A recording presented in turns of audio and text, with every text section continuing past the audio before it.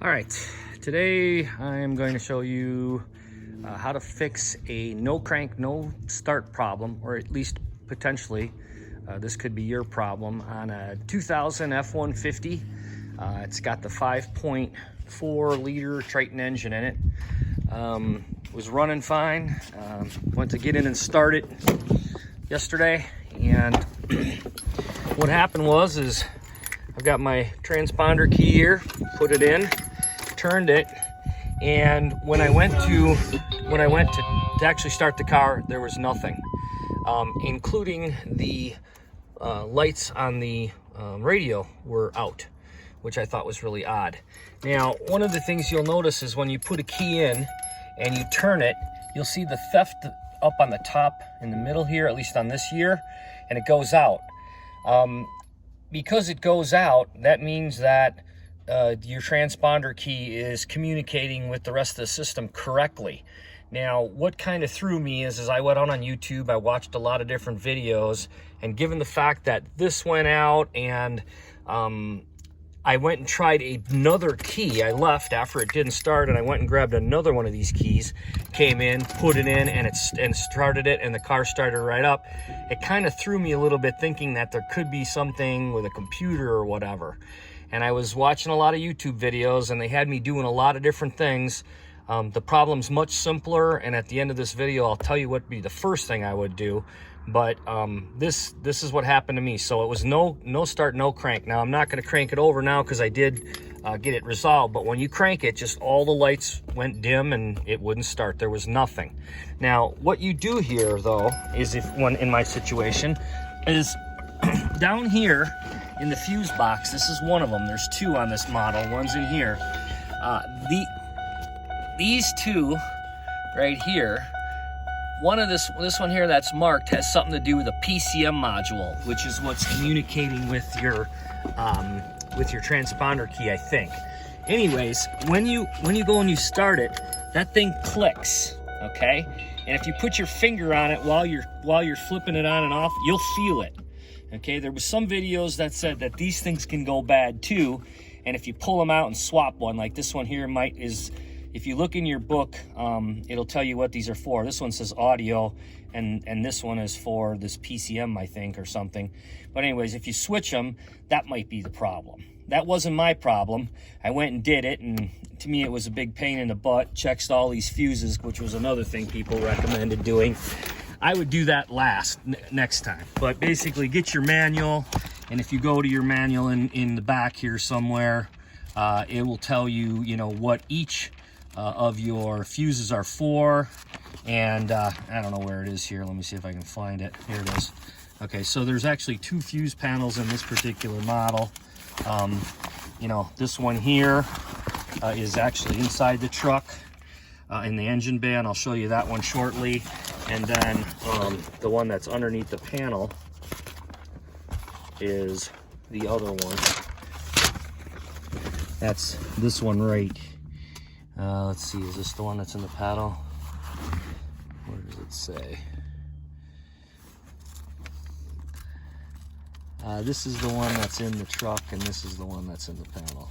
Sorry, folks, for the confusion, but I just wanted to do a little give back here on this. But so yeah, this is the one that's actually underneath that I just showed you. So if you look here, these first two relays, relay 1 and relay 2, that's listed right here, 1 and 2, is audio and powertrain control module, which is what other people are saying it could be. Now, the other thing that can happen on a no start, no crank problem, it could be your lever here isn't in park all the way. So one of the first things to try is put it into neutral and see if you can start the car. There's a neutral safety switch mounted on the transmission, which is a $20 part and 2 bolts that's easily fixed. But if you pull it down into neutral and it starts, that's probably what your problem is going to be. It's a neutral control switch, and you can Google for that. That didn't happen for me. I put it into neutral, tried to start it, everything was dead just like before. So I really wasn't sure what the problem was, and I was getting kind of nervous that I was going to have to take it in, and I really hate taking things in because they tend to charge you a lot more than what it should be sometimes if you don't have a good, trustworthy mechanic, which right now I haven't been using one lately, so I can't say that I do. So then, based on the YouTube videos that I had been watching, the other thing they said was come into the cabin here. There's a fuse box here, and the latch is back here, and you got to kind of lift it off. Some of these relays here are also important, and when you go to start it, you'll notice that some of them will click and make noises as well. So if you look in your manual, as far as what these are for, there's a couple relays in here that are somewhat important, and you'll feel them clicking. Some of them have to do with the fuel pump, which has nothing to do with a cranking problem. But this power control module relay was another one on number 304, which is right here. And I was just putting my fingers on them, and I could feel like clicking and things. So I didn't think that they were worth the problem either, but I still wasn't sure. So what I did was I went and did some more YouTube videoing, and I did test the battery. A lot of people were saying they thought it could be the battery. I was pretty sure it wasn't the battery, because the battery had a good charge, and I did take it in, got it load tested. Everybody said it was good. So the real problem and the culprit for me, and then there was the issue, some people thought it could be the starter, right? That's another common problem that people will tell you is an issue. But really what it was this end right here. This is the starter solenoid switch. And basically how I diagnosed it was I went into the car and turned it on so that it looked like I should be trying to start the car, and left it. And I came back out here and I jumped these with a screwdriver. The first time I did it, I had some junk on the screwdriver I was using. It had a little bit of paint. It was a painted screwdriver. And I didn't make a very good connection, and I didn't get anything. So I was then starting to think it was something major. At some point in time, I decided, you know, I'm gonna go get a different screwdriver, and I got a nice clean like this one. And if you jump these two terminals and your car starts, it's this thing right here.